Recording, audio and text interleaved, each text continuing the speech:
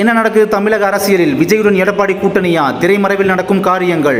கள்ளக்குறிச்சியில் கள்ளச்சாராயம் அருந்தி 52 பேர் உயிரிழந்த நிலையில் தமிழக அரசியல் கட்சிகளின் தலைவர்கள் பலரும் தமிழக அரசுக்கு கடும் கண்டனம் தெரிவித்து வருகின்றனர். இந்நிலையில் இந்த சம்பவம் தமிழ்நாடு வெற்றிக்கழக தலைவர் விஜயையும் அதிமுக பொதுச் செயலர் எடப்பாடி பழனிசாமியையும் இணைக்கும் பாலமாக இருப்பதாக கூறப்படுகிறது. இதனிடையே தவிக தலைவர் விஜய் வெளியிட்ட அறிக்கையில் இந்த கள்ளக்குறிச்சி சம்பவம் தமிழக அரசின் அலட்சியத்தை காட்டுகிறது என்று கடுமையாக குற்றம் சாட்டியிருந்தார். எப்போதும் மென்மையான அணுகுமுறையை கையாளும் விஜய் இம்முறை கடுமையாக கண்டனம் தெரிவித்துள்ளது பலரையும் யோசிக்க வைத்துள்ளது. அதேபோல் முதல் ஆளாக இந்த சம்பவத்தில் தமிழக அரசின் மீது வழக்கு தொடர்ந்துள்ளார் எடப்பாடி பழனிசாமி. இந்த வழக்கை நாளை விசாரணைக்கு எடுத்துக்கொள்வதாக சென்னை உயர்நீதிமன்றம் ஒப்புதல் அளித்துள்ளது. இந்நிலையில் இன்று கூடிய சட்டசபை நிகழ்வில் ஆளுநர் அனுமதி அளித்த பிறகும் அவை நிகழ்வில் பங்கேற்காமல் வெளியேறிய எடப்பாடி பழனிசாமி நேரடியாக கள்ளக்குறிச்சி சென்று பார்வையிட உள்ளதாகவும் மேலும் ஆளுநரின் இந்த விவகாரம் குறித்து நேரில் சந்தித்து விளக்கம் அளிக்க உள்ளதாகவும் தெரிய வந்துள்ளது.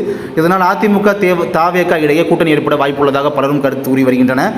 முன்னதாக அதிமுகவை சேர்ந்தவர்கள் தவிக தலைவர் விஜயை அடிக்கடி பாராட்டி வருவதும் அனைவரையும் யோசிக்க வைத்துள்ளது.